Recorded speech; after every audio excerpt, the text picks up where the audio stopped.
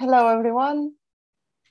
Hi, I'm Luchana, and my guest today is Kyle Secor. Is that correct? Yes, yes. Thank you for accepting the invitation, Kyle. It's a joy, like always, but Yeah. I don't know, it's a joy. It's a pleasure to be here.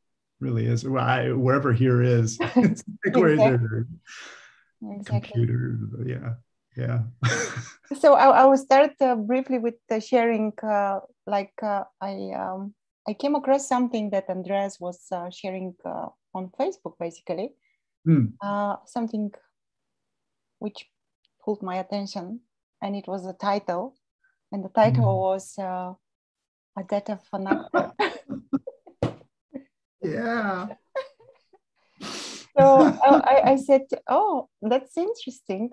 And this is how I messaged you, and you were so kind to message me back, and here we are.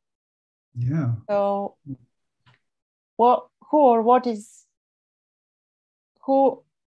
died? Who died? What died? Or I don't know. Okay, let's start with this. Yeah. Maybe briefly about what is there alive before dying? What was there? Or well, there was Kyle, and Kyle's pretty. From Kyle's point of view, was a pretty interesting character. It's so funny. I was thinking about this just before we got on, about like what had happened in the story years ago. And since I've always been a storyteller, I remember writing my first script when I was probably in the 5th or 6th grade about these American bandits named Bonnie and Clyde. I'd heard about them, and I went, well, I've got to write a story about Bonnie and Clyde. It was a script. It was a film script. And I've never had written a film script, or it's 4th grade, who knows? And, but so my mind was always very active in love stories. And so my first sort of what would be called like a religious experience or whatever came out of telling a story about, something that I wasn't, and then this thing happened in this spiritual setting, and I had a spiritual experience, and then from that there's another story that started weaving out about that, and then there was the reclamation of this horrible 8th or 9th grade kid. And then there was the downfall that occurred after having the reclamation, and it was a whole story that occurred, and that kind of continued throughout my life, and all of these things went unquestioned. They were just completely unquestioned. And then I read a book years later that basically said you should probably question what you were thinking about, what was you went through. And I went, oh well, gosh, okay, then I will question that. But I was in the throes of alcohol and drug addiction and stuff. But during that time, also meditating. So I was meditating and doing drugs and drinking and all of this stuff, and also being an actor and having some success as an actor at the same time. And then all of that completely, the acting thing continued, but all of the addiction thing, that sort of took a nosedive and hit bottom. Then Zen meditation came into this sphere, and then apparently I continued on with that with some teachers, and then got married, had children, have a couple of teenage girls. Beautiful, beautiful story. Unbelievable. And there was this deep longing in all these chapters of the script of this apparent character. Was there a longing for something? There seemed to be, I know that, I hear people talking about seeking and things. For me, the seeking for me was always, I wanted to have the deepest experience of being an actor. I wanted to have the deepest experience in playing a role. I wanted to have the deepest experience of that role. So it was always about this, the role or the play or the film that I was doing, or something I wanted. There was something that I was not getting. I was missing it by that much. Oh, and if I just a little bit. Yeah. Great, right? Yeah. And sometimes it was that much, but sometimes it was just that much. And if I just studied more, or if I just had something else, if I just had some more opening or whatever it was, or then when meditation came in, then that was all helpful, but it was all being funneled into this thing called the actor. Which I love. Andreas calls it the actor ingredient, which I think is really was quite wise, that it's just an ingredient of this whole pot of this stew.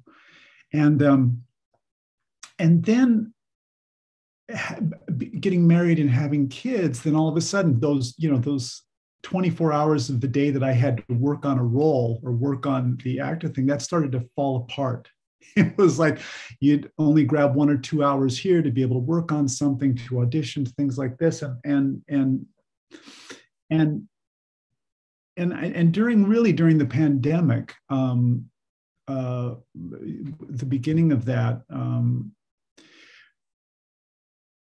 that all of these things started getting questioned, because all of our work dried up as for all of us actors, or for many actors, and that dried up.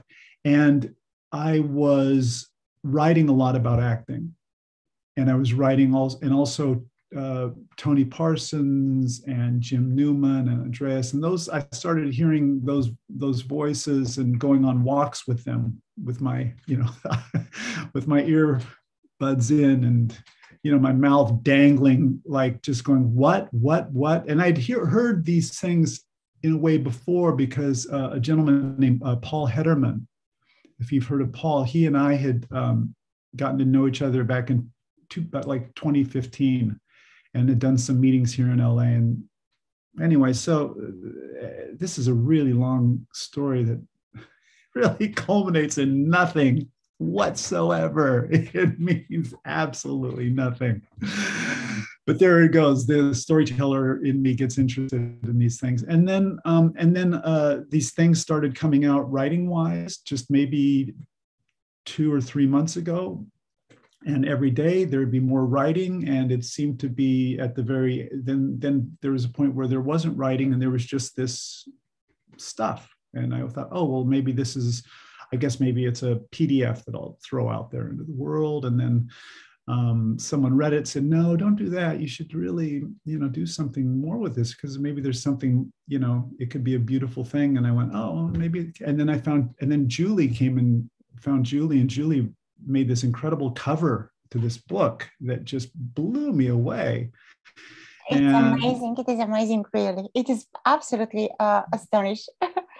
It's an amazing cover. It's completely not anything that I thought that, but there it is. And yeah, and so then we edited it, and that was an incredible experience editing it. And then now it's out there. So and the talks with Andreas that are in the book, well, those are the book. My stuff is literally just like an entree to Andreas's talks. That's it. Our conversations. It's like, if you can get through or just go to the end of the book and read those, everything's good. I can't wait. Yeah, the book, as I mentioned, the book is here already. I pre-ordered it, but I have a time just to read few pages in the beginning, maybe 2, 3 or something.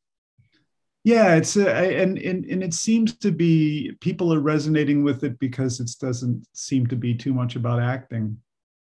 Doesn't seem to be too much about that. That just seems to be the entree because of the character that that's here. So, and So what dies? Who dies?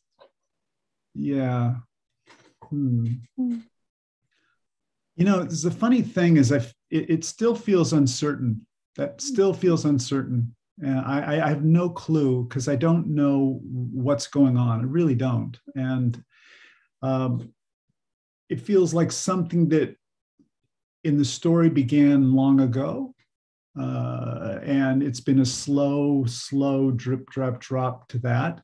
And there's these moments where it feels like the actor dies, the me dies, but has always been dead. It's never been alive. There's just been this, you know, and there was a seeming process that was never a process. There was a timeline that it seemed like things happened, but there was never any time. There was nothing, none of it. So nothing died. Nothing was alive. There's just, in the book, I say there's just acting. There's just the acting, or there's just the nothingness appearing as acting. Yeah. Isn't it beautiful? But it doesn't feel like I know that at all. I don't know that. There's no knowing of it. There's this character going blah, blah, blah, blah, blah. You know, there's talking coming out and words but no validity to any of it. Yeah. Oh, it's amazing. It's very silly. Oh gosh. I am not a good messenger. Oh, no one is expecting any message, so it's fine. Yeah. Yeah. And do you discuss or did you share with someone about I don't know, maybe with your wife or closest friends? Do you have some talks on this subject of nothing or yeah, no after or yeah, there's a you know, there's a friend that we apparently made a decision at the beginning of 2020 to talk every single day by phone. And he's a very dear friend of mine who I thank in the book. It's a wonderful, wonderful, deep soul. And if that's even a word to use, good God, I did it anyway, whatever. And but we talked every single day, and as it seemed as this message was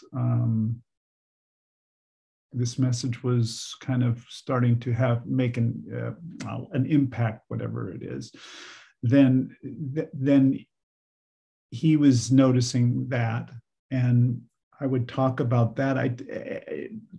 It's not something that there's too many people in my realm that I talk to about this. So it's really great to speak to you or Julie, or, you know, I spoke a bit with Emerson yesterday. And so it's really great to talk to people about this. But for the most part, what happens is that people will read the book and they'll go, "This is great." And I'll look at them and go, "Oh, okay." So, and it's almost like what's behind that is, but you don't really. Yeah. Oh. Okay. All right. Yeah. So I mean, it's going to be interesting. I guess there's a sense that at some point I'm going to talk about this with a group of actors, and or whoever it is, and we'll sit in a room or in a virtual room and talk about this, and then, you know, there'll be questions or not. There'll be something will come up or not. People will say, "I'd like to work on a scene," whatever that. And I think that would be really interesting, because I would have no clue anymore what to do with anyone. I used to, you know, I taught some classes on acting and stuff, and I always had these wonderful ways to lead people through scenes and stuff. It's just like being like a meditation teacher or something who's got techniques and stuff and answers and, you know, and teachings, and that doesn't seem to be up anymore. So I don't know what will happen, but it's really it's kind of exciting for the character. Yeah. There is a joy and excitement also here. I don't know really why, and I think no one knows. It's not just me, a disapparent character or disapparent character there. No one knows. It's just pretending to know, or just deep longing to know what it's never been known. How is that possible? Yeah, but the energy is of joy. I can feel it here right now. I feel it when it's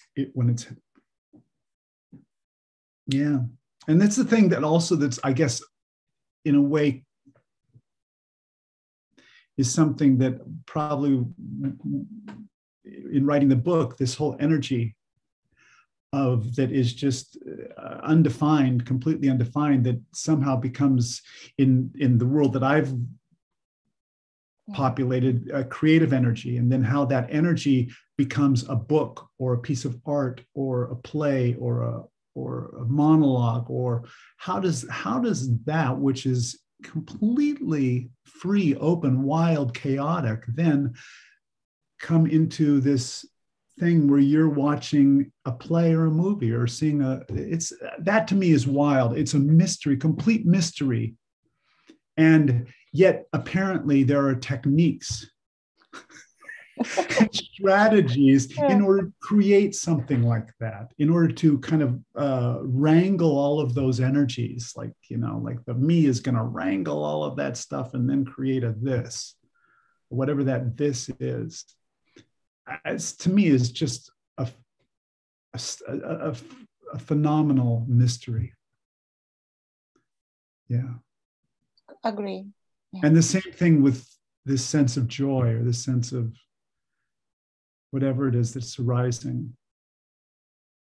You know, so, and I think sometimes, you know, with two teenage girls, the parenting thing and the frustration that arises, and it's coming up. It happens more now. There's like this, like it's like very, very full and very deep, and the me will pop up and say, we got to stop this. We got to do something about this. And no, there's nothing at all. I can definitely try. I definitely give it sometimes my best to find a way of marshaling those energies, but I've never done anything, never been of any help. So. Oh, I guess people who will watch this video, there are some questions. Usually they come up like the difference before and after, although there is no before and after, but did you notice something like in the daily life, let's say, how things unfold? Maybe they unfold the same way. It's just like more, I don't know, it is seen that no one is doing anything, or how yeah, it's like that. It has always been the case. It has always been like this. It's always been the case. But Kyle, the character of Kyle was always going, how this is out of my control. I've got and now it's just everything is completely chaotic, out of control. And there's no, and I could say there's no change whatsoever, but there just seems to be an ease, an ease to it. But again, I wouldn't say that like there's an ease, that it's always easy. It's always this, it's always one thing or another, because it's not, it changes constantly. But the strategies are less in place. All those strategies are just And once in a while, a dusty old strategy will come in. Like it's dusty. It's old. It's an old strategy. And it'll come in and say, you can, it's even got an older voice. You can do this way. And then it just falls apart. It just falls apart. It's just so it's silly. And even my daughters will look at me and like just shaking their heads. And they're really smart. Oh my gosh. And they're so there's so much apparently more together than I ever was. Exactly. At 15 and 18. I know. They're so wise. Unbelievable. Something is kind of like, it feels like built, I don't know. Kids these days. But I think back to me, I was like a complete idiot. Boy. Oh, complete idiot. Oh, it's so nice talking like this. Yeah, it's so free. So applying non-duality, I have a favorite. Did you say applied? Yeah, I have a favorite phrase. I think Jim Newman was saying this, like, this is oxymoron, like applying non-duality. Yeah. Well, the me character, really wants to apply it once you get a whiff of this thing. And for as Kyle, the actor, I took everything and I wrapped it into the acting. So that's completely what happened for. I remember hearing when Paul started giving talks in LA, and I would be sitting there and he'd say, I'm just going to keep throwing things out there and something is going to stick. And I said to him, but it seems like you're throwing it back behind me in a way, and there's something else that you're speaking to. And he said, yeah, that's exactly what's happening. This isn't for you at all. Oh, I'm inconsequential. Yes, that's exactly it. So, but the inconsequential me was going to take that and attempt to make it into something useful for the actor. A better life, better circumstances, or whatever, to improve something. Yeah. To feel better. But it's natural. It's like I don't know. It's human conditioning, maybe. I don't know. I don't know either. But it feels like it's something that couldn't be avoided. Like me always wants, and it wants for itself, not for others. Even the pretending for others is also for itself. Oh, I love that. The pretending for others. I also, I have a friend who's very big into service and helping. Oh, that's good. Yeah, that's good. Which is good. And then, and the other day, I just, mentioned to him that maybe you haven't ever helped anyone. Maybe you've never been of service to anyone. There's no me to be of service or to help anyone, and no one ever needed it, and no one was ever doing it. Somehow it just seems like there's helping, or it feels like servicing, but that me thing that is going to help you falls apart completely. Was he agree with you? Not it doesn't. It is matter. Of course, he agreed with me immediately. No, of course you know what? But how it goes, and it's how it goes when I've spoken to Andreas or Paul or anyone. There's like that. There's that. Like the mouth goes open. There's like you just got nothing is there anymore, and then very quickly, all of the atoms start coming back together in the story, and you're back to being in this. But then that thing stays. There's something that stays. There's something that sticks around. That's why it feels like a slow, drip drop of these things have been like being put into me for years. This is just an image, have been put into me for years, and other things have been like kind of siphoning out. And then something happens, like sitting down and plucking at a computer, writing a book. And then it becomes about the death of something. And then you talk to someone named Andreas who says, you've always been dead. And I couldn't hear, I was hearing that going, oh yeah, exactly. Yeah, and there's no process. Exactly. Still writing away, still thinking that. And then we come around to the second conversation where then that's making, now that's in a way, in the story, it's clear. And it feels like nothing, absolutely nothing has changed. There was no big flash of light. There was no Zen experience. There was no nothing. There was just a, just what's this is right now, this. Mm. But not even this. Yeah. Oh. Yeah. It's weird and nice.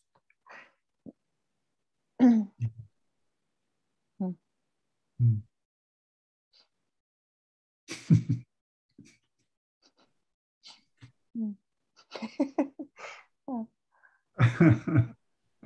Yeah, it's when did you start speaking to people about this or whatever this is? A year or so. It was, I don't know, I invited Tim. Do you know Tim? A lovely English guy, Tim Cleese. Oh, okay. I made a chat with him and I translated it into Bulgarian. I don't know, there is something in this character which wants to organize, to make some things. I don't know. It's not, yeah. And we've made actually a few meetings here with Bulgarian translation with Tim, and then Emerson, we've chatted a little bit, and I started making videos for nothing, and that's how it becomes. But nothing happened actually. It's just it's nice. I like that's that part of the character you said, the organizing part. Yeah, it's something here. Right. Yeah. No, that's I resonate with the organizing part of the character, of wanting to put something together. Yeah, and it's coming in waves, like coming and going, like, but it's here, there, I don't know. This joy with sharing and speaking, and I something very deeply clicked when I spoke with Tim, like, because I said to him, I don't know how you speak with such an ease, and he said, but everyone can speak like this because there is no right or wrong words that you can use, and that's the freedom, exactly. Yeah. There is no worry, there's no shame that I will be embarrassed or something, I will say something inappropriate, or some kind of non-dual police is watching behind the corner or whatever. It doesn't matter. Yeah. Yeah. Yeah, exactly. And also this character was like always been joyful in a way. Of course, with periods of deep depression. Why not? Right. Yeah. Like almost everyone. Yeah. But something about that, like you said that, I say something in this character would say there's things that are all right and there are things that are not all right. And that seems to be that kind of the hat on top of the hat, as we say. Do you know this saying, the hat on top of the hat? Yeah. The one that's all the considerations behind what you just did or said or whatever, that completely comes out of an spontaneous, open, wild, chaotic space. And then, so there's been less of that. I noticed that there's less of the follow-up. the considerations, and which is a really nice thing. And that's something that in this profession that I apparently am in, this is something that's much appreciated. Actors work on that. Yeah. Heart effort. Yeah, with the heart. Yeah. Yeah. There is a question which comes like, not a question, maybe just a comment. Like this thing, apparent thing which happened sometime, times like death of something which was never existed, but we call it like this. Right. It happens like mind-blowing. Yeah. And so apparently different, I don't know, characters like actor, dentist. I know a few doctors as well, like doctor, like someone who studied medicine, or ordinary people from all over the places. And right. It is not something special and something just for some special people. And also not everyone is sharing, and is not everyone is speaking. There are people who are quietly just nothing. Right. Yeah. And that's also nice. Yeah. There's not. Yeah. It's to me, I guess it always is a wonder that anyone says anything. Yeah. That there's even 2 or 3 people saying something, or 4 or 5. Or 1, because that's not happening. Exactly. There's no one doing anything.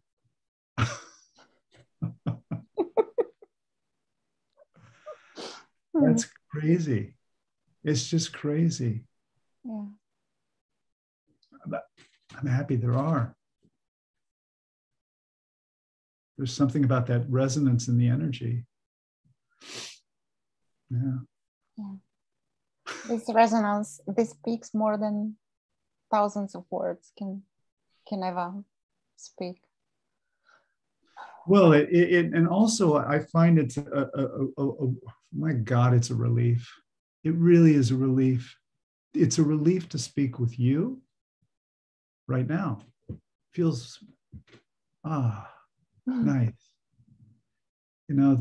All day long you can hear other words from all other places that around, that are not so, sometimes don't feel so great to hear. That's the other thing, is that now all of the news and all of the things it doesn't have a huge effect anymore. Not a huge effect. There's not, the me isn't going, yes, I stand behind this, or I stand behind that, or anything. There's not a huge effect. And sometimes I go, oh, this is right, this is wrong, but there's no blast behind that going, now I'm going to go out and jump on a protest, or I'm going to write, or I'm going to do. There's just exactly happening. And also there is no energy involved there is no energy to do anything like this. Like the energy, it seems like the energy wants to go out and do an interview, or writing a book, or I don't know, or walking in the park, and not for something like it doesn't make sense. Right. Yeah. It's weird. Yeah. And I think something about that, I've had a few people say to me, how did you write this? How did you write this book? Which you could say that about anything. How did you tie that shoe of yours? How did you make those eggs? It's like, oh, well, I reached in the refrigerator. I pulled out an egg. I cracked it. whatever it is. But it's the same thing with the book. Is there was apparently sitting down, typing, getting done. And there was never an energy that said, I'm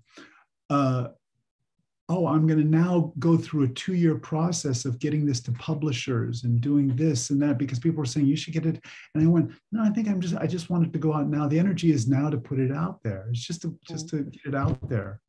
And just kind of what it feels like is like, and it didn't need to go out, didn't need to do anything. There was just a thing of, well, now it's going out. But it happened with that particular energy. There was no right or wrong in any of it. And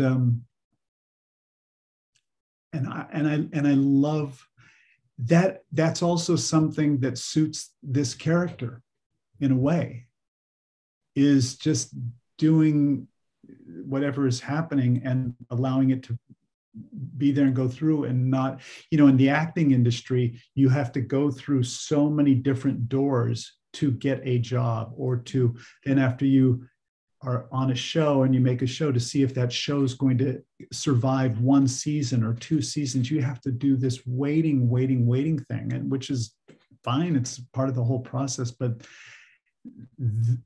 this feels so much more freeing. Not freeing, but it feels like freedom. I don't know. I agree. It feels like this. Yeah. Like, yeah. There are no doors anyway. There's no doors to get through. There's no one holding you back or pushing you forward, or, thumbs up, thumbs down. Just what's happening. And it's funny. It's something I've talked to my daughters about for years. For years.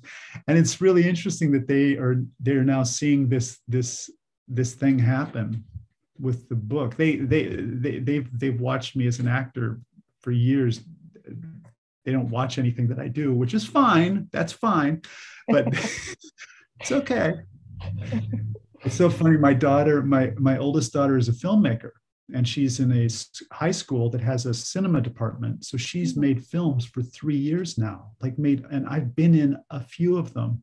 Great. She treats, as an actor, she'll come up, Dad, that's just not it. I need something else from you. Okay.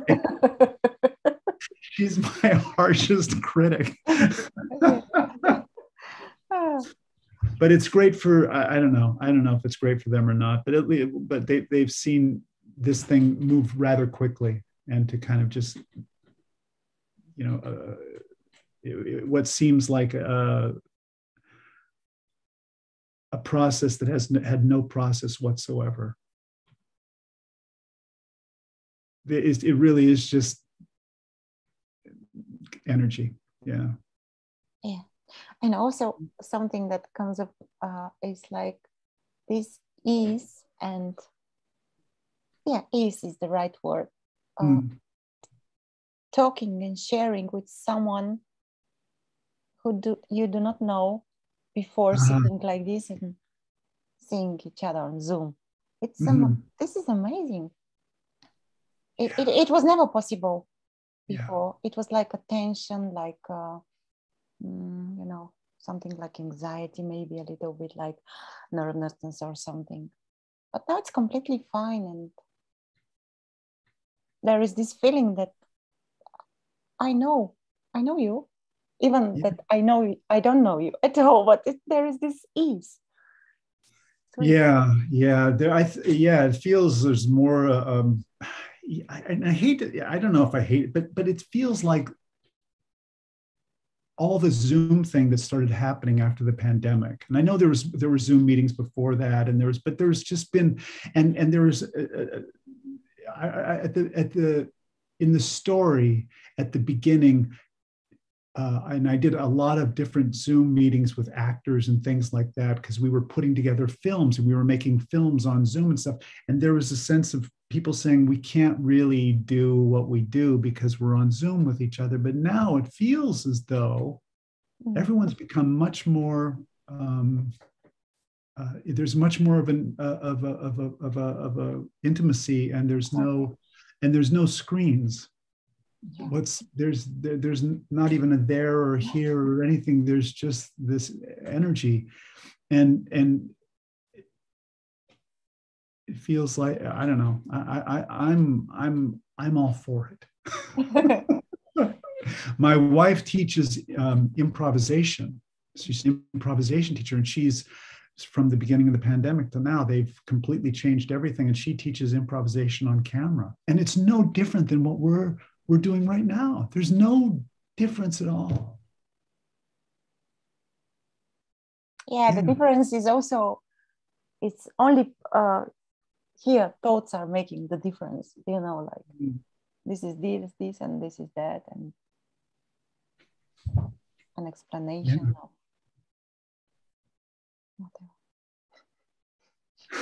whatever. Yeah, it's the thoughts. Yeah, what happened to the thoughts? Yeah. I read something today about, someone posted something that makes no sense to me anymore.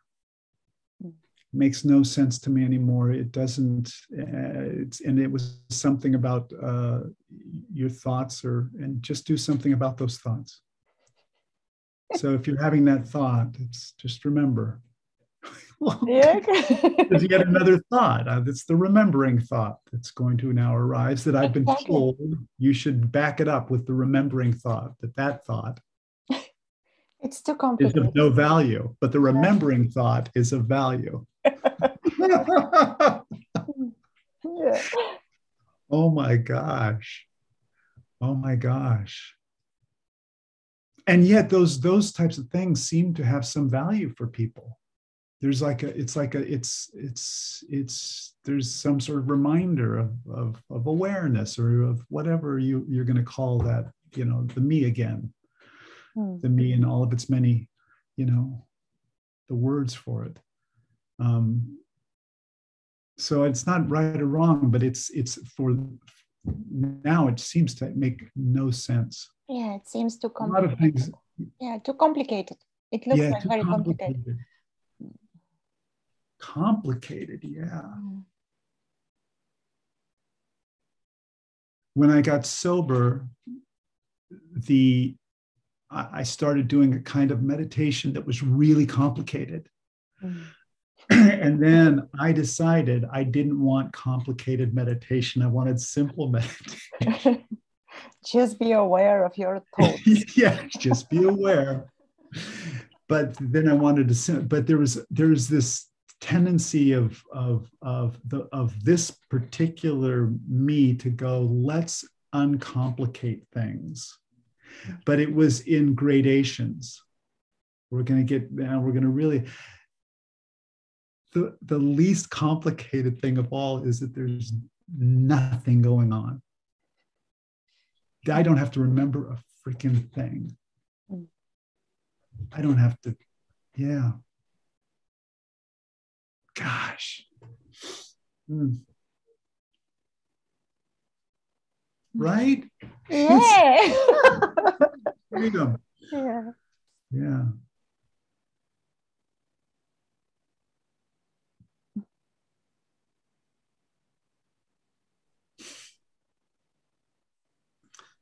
So, what's your favorite movie? Lately, now I discovered basically in the story of this character, it was like there was a belief like it's so bad to watch anything else than spiritual stuff. But when that belief dropped, so I discovered Netflix and HBO, basically. So now I'm watching and just like that, like everyone else, like a normal people.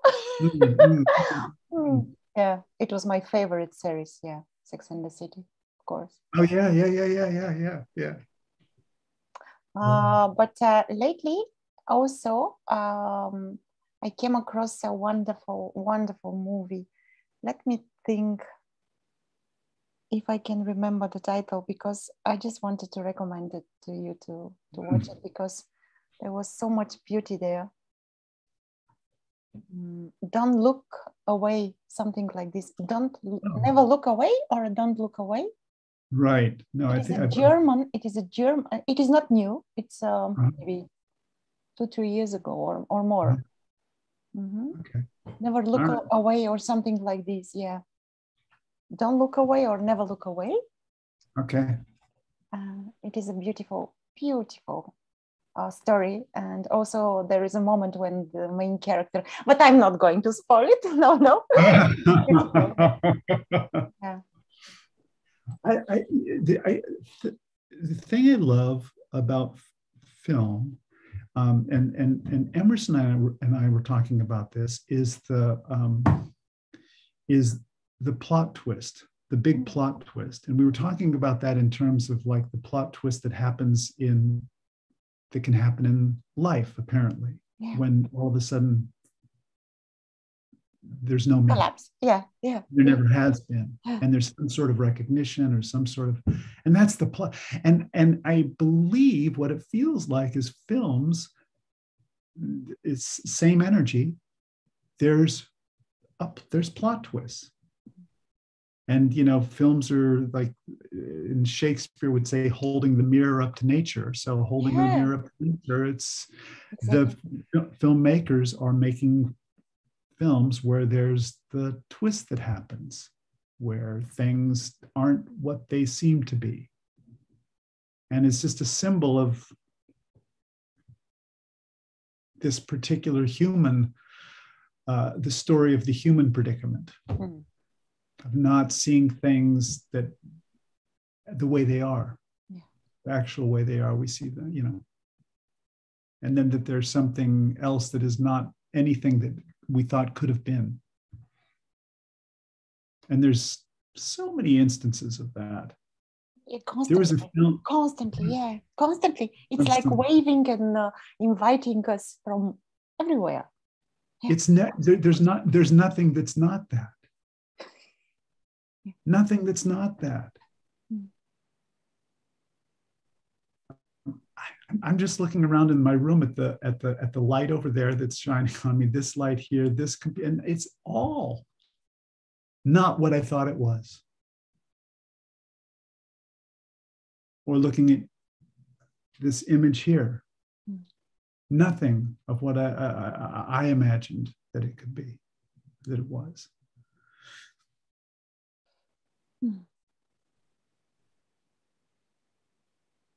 It's slipping on the banana peel. Yeah. Right? Which, by the way, I've never done that in life. Have you ever slipped on a banana peel? I don't think so. I just as far as I remember, no. But metaphorically, but not. Yeah. Metaphorically, of course. Yeah. Yes. No.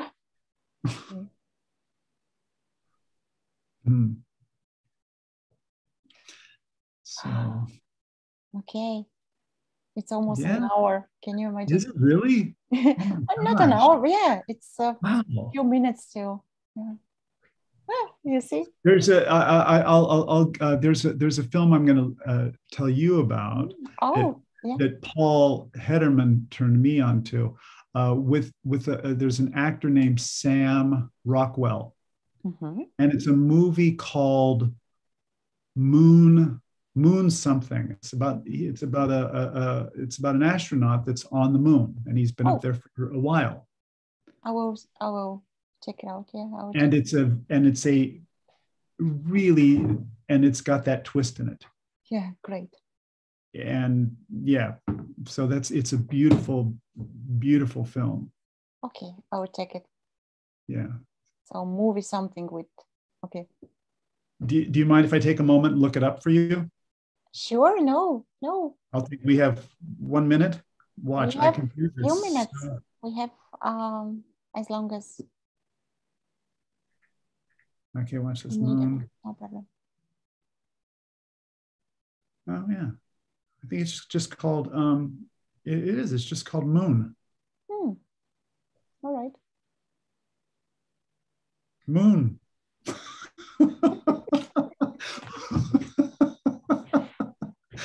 one of those one word short moon. Oh, by the way, did you see the moon tonight? No. It's called a micro moon. Oh, I'm going to read now. It is an evening here where. No, I saw it this morning at 5, whatever it was in the morning, and I just love when you don't, because I don't. A lot of people watch the moon and they know when it's going to be a full moon, or they know that, you know, I'm not that. And then I'll look up in the sky and go, "Holy crap, that's a full moon!" And it's again like this. Oh wow, big energy. Yeah. Anyway, it was really delightful speaking with you. Same, likewise. So lovely. Really. I don't know what else to say. I'm just cannot stop smiling. Yay. Yeah. What to do? Can't help. Someone is grumpy. This character is smiling. All right. I think we will have another possibility to chat or to share. Yeah, that's a good idea. I'm going to stop it now.